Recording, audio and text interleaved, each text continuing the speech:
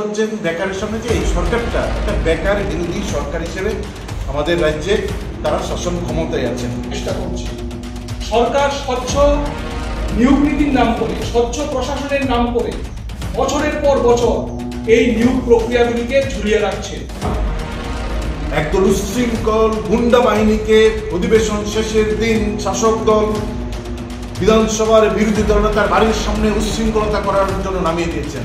Hasteo bekar samongkreja rauna kitingite sakhorangti sakha DYFI koktisalo kaisa kokthum pandaringe bekar samongkreja isunotoi haste hafangte hafang bodolno kebengai khokhengkha DYFI GS Nobaron Deb osalni kokthum pandao tongmani DYFI haste toifang Polash Bhomik Kendro Committee ni toifang Koshik Rai Debor mano khoboi mothani kubuni adongro মূলত নিয়োগ সংক্রান্ত বিষয়ে এবং রাজ্যের ভয়াবহ বেকারত্ব যেভাবে বাড়ছে এবং সরকার এই বেকারের বিরুদ্ধে যে যুদ্ধ ঘোষণা করছে, আমরা এই প্রশ্নে গত বিধানসভায় 5 তারিখে নিয়োগ সংক্রান্ত একটা তথ্য রাজ্যের মন্ত্রী দিয়েছেন। এই বিষয়টা নিয়ে বেকারের পক্ষে ডিওএফআই এবং টিএফআই যে প্রতিদিন লড়াই করছে, এই লড়াই সংক্রান্ত বিষয়ে আমরা কয়েকটা কথা আপনাদের মধ্য দিয়ে রাজ্যের মানুষ, রাজ্যের শিক্ষিত অর্ধশিক্ষিত বেকার যুবক যুবতী তাদের সামনে রাখতে চাইছি। প্রথমত হচ্ছেন যে আমরা দেখেছি গত 6 বছরে দফায় দফায় এক একজন তথ্য দিয়েছেন। কখন বিপ্লব দেব তৎসময়ে এর আগের প্রথম বিজেপি সরকারের একবার বলেছেন 1 লক্ষ কত হাজারের সরকারি চাকরি হয়েছে। তার কিছুদিন পর ওই সময়কার শিক্ষা দপ্তরের মন্ত্রী রতনলাল নাথ তখন একটা তথ্য দিয়েছেন। এখন দেখলাম গত যাওয়া বিধানসভা অধিবেশনটা 6 তারিখ শেষ হয়েছে, তার 5 তারিখে রাজ্যের মন্ত্রী টিঙ্কু রায় বিধানসভায় একটা তথ্য পেশ করেছেন। সেই তথ্যে দেখা গেছে যে সব মিলিয়ে 2018 সাল থেকে 2024 সাল পর্যন্ত রাজ্যে মাত্র 11,532 জনের সরকারি চাকরি হয়েছে। গত 6 বছরে 11,000-এর চাকরি হয়েছে। প্রতি বছর 2,000 বেকারের চাকরি হয়নি এবং কথা ছিল বছরে 50,000 বেকারের চাকরি হবে। আমরা দেখলাম 50,000 বছরে তো দূর, প্রতি বছর 2,000 বেকারের চাকরি হয়নি। 6 বছরে মাত্র 11,532 জনের চাকরি হয়েছে। এবং তিনি যে তথ্য দিয়েছেন তাতে এটা স্পষ্ট হয়েছে যে টিআরবিটিতে 6,802 জন, স্পেশাল এডুকেটর 88 জন, টিপিএসসির মাধ্যমে 1,842 জন, পুলিশ এসআই কনস্টেবল 119 জন, পিএসআর 413 জন, গ্রুপ সি গ্রুপ ডি 288 জন, তার সঙ্গে হচ্ছেন জেআরবিটির নিয়োগ হয়েছে 1980 জন। এই সব মিলিয়ে এসছেন 11,532 জন। কিন্তু আমরা দেখলাম খুব সৌকৌশলে বিজেপি মন্ত্রী তার সঙ্গে এসপিও আউটসোর্সিং এই যে নিয়োগগুলো আছেন সেগুলোকে সরকারি চাকরির দল কোটার মধ্যে ঢুকিয়ে দিয়েছেন। সেখানে এসপিও 1262 জন এবং আউটসোর্সিং এ নিয়োগ হয়েছেন চুক্তিবদ্ধ কর্মচারী 1 বছর থেকে 1 দিন কম কন্ট্রাক্ট, এই কন্ট্রাকচুয়াল চাকরি সেই এটার মধ্যে ঢুকিয়ে দিয়েছেন 8,042 জন। এবং এই করে একটা বড় তথ্য প্রায় 30-32 হাজারের একটা তথ্য মানুষের সামনে তৈরি করেছেন। আমরা বলবো এই যে ভুয়া, এটা হচ্ছেন সরকারের একটা সুকৌশলের প্রতারণা। যে সংখ্যাটা কিভাবে বড় করে দেখানো হয়, সরকারি চাকরির যে এই চাকরির কোটার ভিতর সংখ্যার ভিতর আউটসোর্সিং এসপিও কি করে ঢোকে, একটা চুক্তিবদ্ধ আউটসোর্সিং এর মাধ্যমে নিয়োগ, এই সংখ্যা ঢুকিয়ে দিয়ে রাজ্যের মানুষকে বোকা বানানোর চেষ্টা হচ্ছেন। দেখুন আমরা কত হাজার সরকারি চাকরি দিয়েছি, 30-32 হাজার একটা সংখ্যা বিধানসভায় দিয়েছেন, যার মূল সংখ্যাটা হচ্ছে 11,532 জন। আমরা নিন্দা জানাচ্ছি যে সরকার মন্ত্রী পরিকল্পিতভাবে এরকম একটা মিথ্যাচার প্রতারণা বিধানসভায় উত্থাপন করেছেন সংখ্যাটাকে বড় করে দেখানোর জন্য। আমরা এই বিষয়টা এখানে রাখছি এই কারণেতে যে গত 11,500 যে চাকরি হয়েছে, বামফ্রন্ট সরকার আসার 2018 সালে যখন সরকার আসতে পারলো না, বিজেপি আসলো, তার আগ মুহূর্তে বামফ্রন্ট সরকার 16,000 পোস্ট ক্রিয়েট করেছেন। ইন্টারভিউ নেওয়ার কাজ শেষ হয়েছে, জাস্ট হাতে অফার দেবেন, এই সংখ্যাটা হচ্ছে 16,000 উপর 2018 সালে বামফ্রন্ট সরকারের সময় এখানে স্কুল এডুকেশনে ছিল 12,000, সোশ্যাল এডুকেশনে 1,000, টিপিএসসি 200, স্বাস্থ্য দপ্তরে 73, পুলিশে 837, টিএসআর 300, আরো কৃষি শিল্প রাজস্ব সহ এই সংখ্যাটা 16,000 ছিল। এই 16,000 প্রায় নিয়োগ প্রক্রিয়া সম্পন্ন হওয়ার যখন প্রক্রিয়া, এই 16,000 গোটা প্রক্রিয়াটা বিজেপি 2018 সালে বাতিল করে দিয়েছেন। 16,000 প্রক্রিয়া 1 বছরে সম্পন্ন করতে পারত এই সময় বামফ্রন্ট সরকার। বা এই প্রক্রিয়াকে যদি ইতিবাচক দিকে দেখে, বিজেপি সরকার 2018 সালে 16,000 বেকারকে বামফ্রন্টের নিয়োগ প্রক্রিয়ায় তারা চাকরি দিতে পারতেন, এটা বাতিল করে দিয়েছেন। দেখা গেল 1 বছরে যে 16,000 চাকরি হওয়ার সম্ভাবনা বামফ্রন্ট সরকার তৈরি করে দিয়ে গেছেন, এটাকে বাতিল করে 6 বছরে 11,500 জনের চাকরি দিয়েছেন। তো হচ্ছে বেকারের সামনে যে এই সরকারটা একটা বেকার বিরোধী সরকার হিসেবে আমাদের রাজ্যে তারা শাসন ক্ষমতায় আছেন। এই সরকার আসার পর প্রায় 30,000-এর উপর সরকারি কর্মচারী রিটায়ারমেন্টে গেছেন।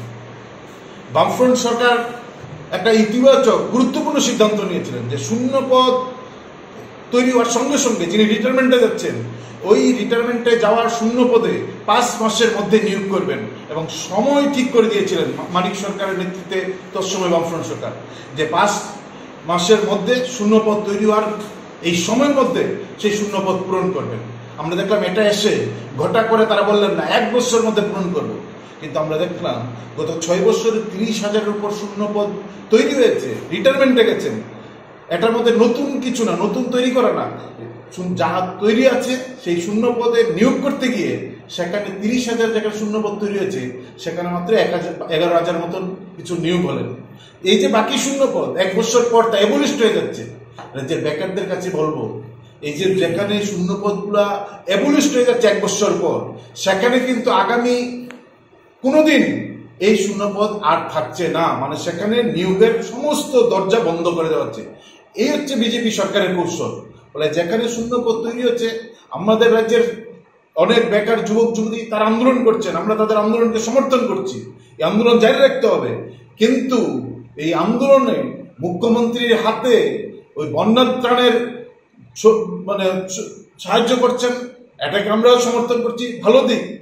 কিন্তু এই আন্দোলন যারা করছেন, এই আন্দোলনটাকে যদি তীব্র করতে না পারেন, মনে করছেন যে আমরা একটু ঘুমিয়ে ঘুমিয়ে আন্দোলন করে চাকরি হবো, ফলে চাকরির দরজা 4 দিক থেকে বন্ধ করে দেওয়া হচ্ছে। একদিকে হচ্ছে আউটসোর্সিং, দ্বিতীয় হচ্ছে নিয়োগ প্রক্রিয়া সম্পূর্ণ মানে এই যে শূন্যপদ অ্যাবলিশড করে দেওয়া, হাজার হাজার শূন্যপদ অ্যাবলিশড হচ্ছে, সেখানে আর নিয়োগ হবে না।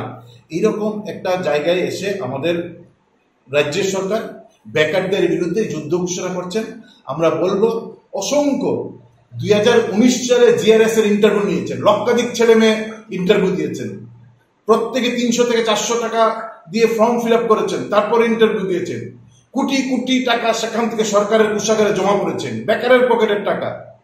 জিআরএস এর ইন্টারভিউ দিয়ে যখন পরীক্ষা দিয়ে যখন বেরিয়ে আসছেন, জোর করে তাদের হাত থেকে এডমিট কার্ড রেখে দিয়েছেন সরকারি আধিকারিকরা সরকারের নির্দেশে। জিআরএস এর কোনো খবর নেই। ইঞ্জিনিয়ার নিয়োগ 2018 সালের পর থেকে বন্ধ, ফলে প্রতিটা দপ্তরে স্কুলগুলোর মধ্যে শিক্ষক নেই। এবং আমরা দেখছি সরকার এই যে নিয়োগ যত কমাচ্ছেন আমাদের রাজ্যে, তার উল্টো দিকে নেশার বিস্তার কিভাবে করা যায়, সরকার শাসকের প্রত্যক্ষ পরোক্ষ মদতে গোটা রাজ্যটা নেশায় ঢুকছে। তার পেছনে সরকার, তার পেছনে শাসক দল একটা গুরুত্বপূর্ণ ভূমিকা প্রতিদিন পালন করছেন। সরকারি মদতে লাইসেন্স, বেসরকারির মদতে বিনা লাইসেন্সে শাসকের মাতব্বররা গলি গলি নেশা কারবারি করা, গোটা রাজ্যটাকে দাঁড়িয়ে দিচ্ছেন। এই একটা পরিস্থিতির মধ্যে আমরা যখন দেখছি রাজ্যে বেকারের সংখ্যা প্রতিদিন বাড়ছে, নিয়োগ প্রক্রিয়া প্রতিদিন কমছে, ঘোষণা দিচ্ছেন, বিজ্ঞপ্তি জারি করছে, কিছুদিন পর বিজ্ঞপ্তি বাতিল। এই যে ছেলে খেলা শুরু করেছেন রাজ্যের শিক্ষিত বেকারদের সঙ্গে, আমরা তার নিন্দা জানাচ্ছি। কিছু নিয়োগ প্রক্রিয়া জারি আছেন, পরীক্ষা নিচ্ছেন, ফলাফল দিচ্ছেন না, ফলাফল দিলে নিয়োগ করছেন না। সব দিক মিলিয়ে একটা গোলক দাদার মধ্যে যুবকদের ফেলে প্রতিদিন বিভ্রান্ত করার চেষ্টা করছেন। এই বিভ্রান্তের মধ্যেও যখন রাজ্যের একাংশ যুবক যুবতী নানা ফর্মে নানাভাবে তার আন্দোলন করছেন, তখন সরকার পরিকল্পিতভাবে রাজ্যের একটা সাম্প্রদায়িক উস্কানি দেওয়ার, সুশ্রুতি দেওয়ার জায়গায় এসে শাসক দল, মন্ত্রীরা, বিধায়করা তারা ভূমিকা গ্রহণ করছে। আমরা দেখছি রাজ্যের বেকারত্বের যে একদিকে বন্যা, মানুষ হাহাকার, সেখানে সরকারি সাহায্য পৌঁছছেন না, মানুষের ঘরে খাবার নেই, মানুষের ঘরে ঢুকতে পারছেন না, দরিদ্রতা চরম সীমায় গিয়ে দাঁড়িয়েছেন। তাদের একটা ব্যাপক অংশের মানুষ তাদের খাবার নেই, শিশুদের খাবার নেই, পড়াশোনার বই নেই, ঘরে ঢুকতে পারছেন না। এই হাহাকারের মধ্যে যখন সরকার তার পাশে যেভাবে দাঁড়ানোর কথা সেই দায়িত্ব পালন করছেন না, মানুষের মধ্যে যখন এই প্রশ্ন তৈরি হয়েছে, তখন আমরা দেখলাম বেকারত্বের যন্ত্রণা আর এদিকে বন্যা কবলিত মানুষের হাহাকার, এই দুইটাকে অন্ধকারে চাপা দেওয়ার জন্য সাম্প্রদায়িক খেলায় তারা মেতেছেন। রানীর বাজারের একটা ঘটনায় আমরা দেখেছি, সেখানে মন্ত্রী স্বয়ং দাঁড়িয়ে আছেন, সেখানে একদিকে একটা মুখে মন্ত্রী দাঁড়িয়ে আছেন, আরেকদিকে একটা উচ্ছৃঙ্খল বাহিনী সেখানে বাড়িঘর পুরাচ্ছেন, লুট করছেন, দোকান লুট করছেন, শিশুদের মারছেন, গরু ছাগল মারছেন, গাড়ি পুড়িয়ে দিচ্ছেন, এগুলা সংগঠিত করছেন। রাজ্যের মুখ্যমন্ত্রী হচ্ছেন তখন মানিক শাহ, বিজেপি যখন সরকারে, তখন মন্ত্রীর উপস্থিতিতে, পুলিশি অফিসারের উপস্থিতিতে একটার পর একটা করতে করতে 17টা বাড়ি পুড়িয়ে দিল, 8টা গাড়ি পুড়িয়ে দিল, গরু ছাগল পুড়লো, শিশুর বৃদ্ধের মাথা ফাটলো আমাদের। তারপরে যখন কয়েকজন গ্রেপ্তার হলো, রাস্তা অবরোধ হলো, মন্ত্রী সেখানে দাঁড়িয়ে গিয়ে বলছেন তাদেরকে আমি ছাড়িয়ে দেবো, থানা থেকে আমি ছাড়িয়ে দেবো। আমরা দেখলাম মন্ত্রীর এই কথার পর কি ফরওয়ার্ডিং হলো, তারা সবাই জামিন পেয়ে গেল, সবাই জামিন পেয়ে গেল। স্বরাষ্ট্রমন্ত্রী আমাদের রাজ্যে আছেন, তার কয়েকদিনের মধ্যেই আরেক মন্ত্রী সরাসরি সাম্প্রদায়িক উস্কানি দিয়ে ফেসবুকে পোস্ট করলেন, সরাসরি সাম্প্রদায়িক উস্কানি দিলেন। আমরা জানি না রাজ্যের স্বরাষ্ট্র দপ্তর ভবিষ্যতে সাম্প্রদায়িকতা এই যে উস্কানি, এই উস্কানি থামানোর জন্য কিভাবে তারা ভূমিকা নেবেন। মন্ত্রীর বিরুদ্ধে একটা মামলা হলো না, বিধানসভায় সরকার তার নিন্দা করলো না।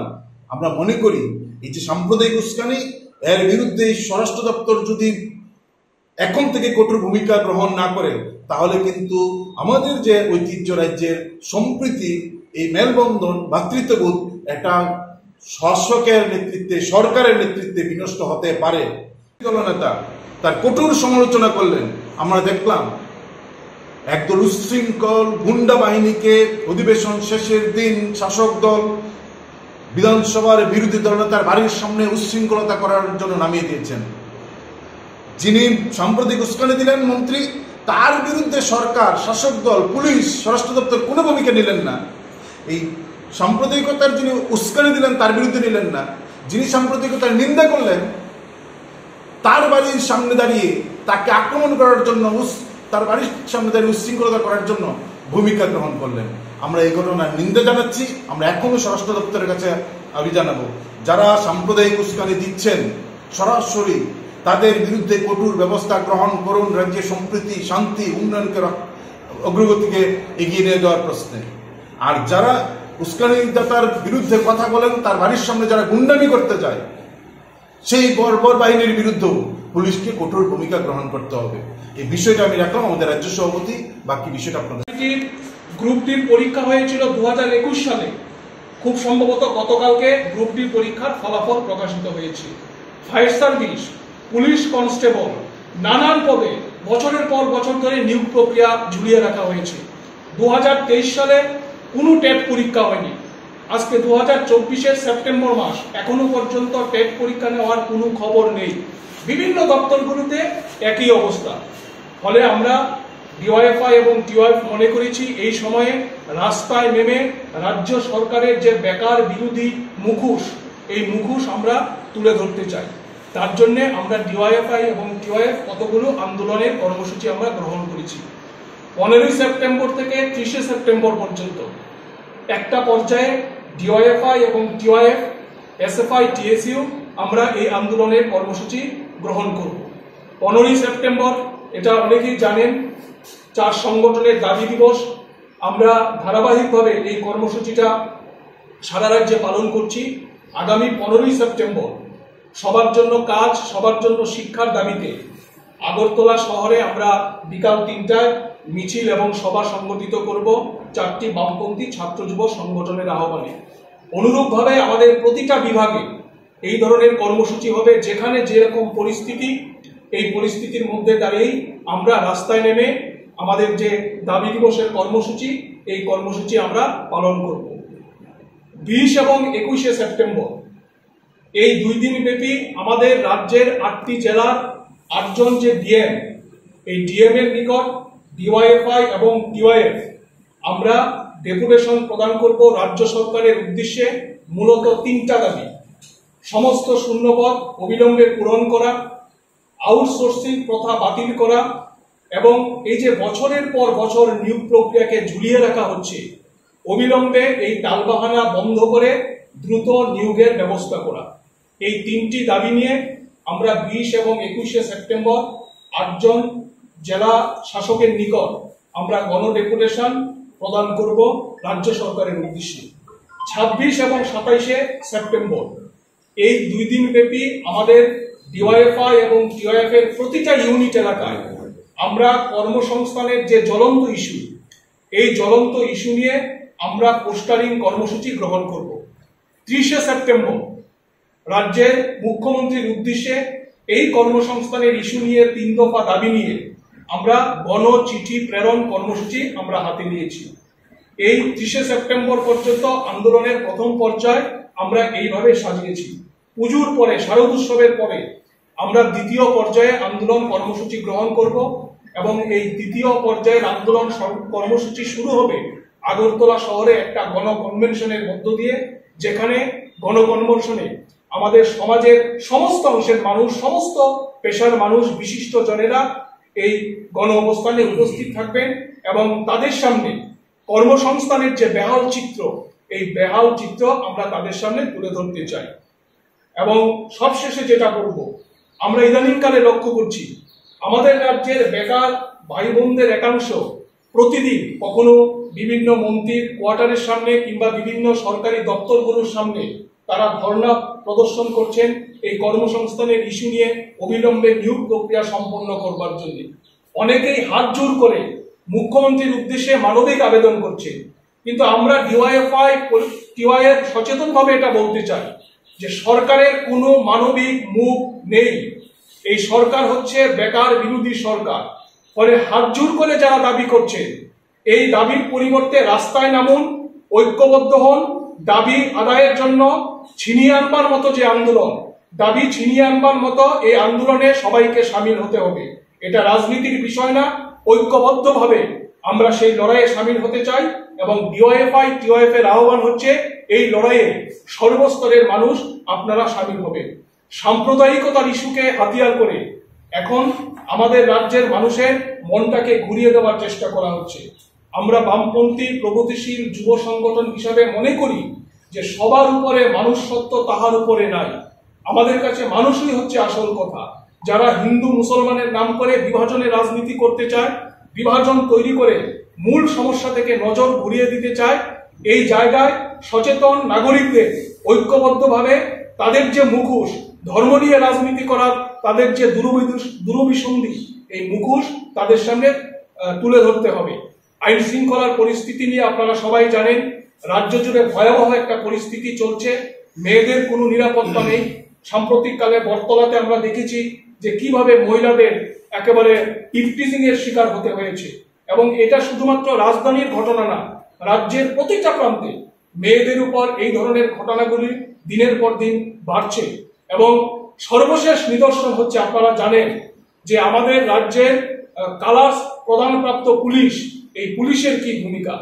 খোয়াইতে আমরা দেখলাম এডিশনাল এসপি আক্রান্ত হলেন এসডিপিওর দ্বারা। ফলে এই হচ্ছে আমাদের রাজ্যের পুলিশের অবস্থা। ফলে তারা স্বাভাবিকভাবেই কতটুকু সাধারণ মানুষের নিরাপত্তা দিতে পারবেন, এটা নিয়ে আমরা ডিওয়াইএফআই টিওআইএফ শঙ্কিত।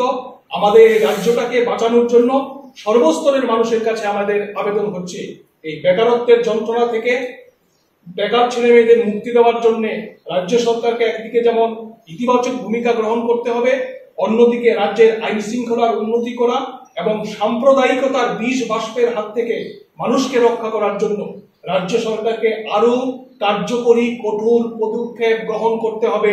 এই রাজ্যটাকে সবার বসবাসের যোগ্য করে রাখতে হবে, এটাই হচ্ছে আমাদের আবেদন। সুযোগপূর্ণ সময়ে ছাত্র যুব সংগঠন সহ বামপন্থী বিভিন্ন গণসংগঠনগুলো আমরা নানানভাবে মানুষের পাশে দাঁড়িয়েছি। আমাদের যে দায়িত্ব এবং কর্তব্য, এই দায়িত্ব এবং কর্তব্য রাজনীতি ভুলে গিয়ে আমরা এই দায়িত্ব কর্তব্য পালন করবার জন্য উদ্যোগ গ্রহণ করেছিলাম। কিন্তু এই সময় আমাদের মনে হয়েছে আমাদের রাজ্যে যে বেকারত্বের ভয়াবহ সংকট, এই সম্পর্কে রাজ্যবাসীকে সচেতন করে খুব দ্রুত আমাদের রাস্তায় নামা প্রয়োজন। তার জন্যেই আমরা এই সংবাদ সম্মেলনের আহ্বান আমরা করেছি। আমাদের রাজ্যে কর্মসংস্থান নিয়ে নতুন ধরনের একটা সংকট তৈরি হয়েছে। এই সংকটের গভীরতা আমাদের রাজ্যের বেকার ছেলে মেয়ে সহ এবং তাদের অভিভাবকদেরও এই গভীরতা অনুভব করতে হবে।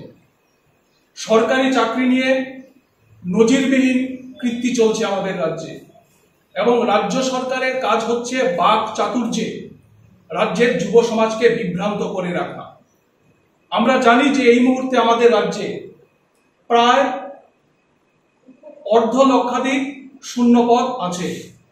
সরকার ইচ্ছা করলে এই শূন্যপদগুলোতে লোক নিয়োগ করতে পারে, কিন্তু আমরা যেটা লক্ষ্য করছি যে রাজ্য সরকার এই শূন্যপদে লোক নিয়োগ করবার জন্যে কোনো ধরনের ভূমিকা তারা গ্রহণ করছেন না।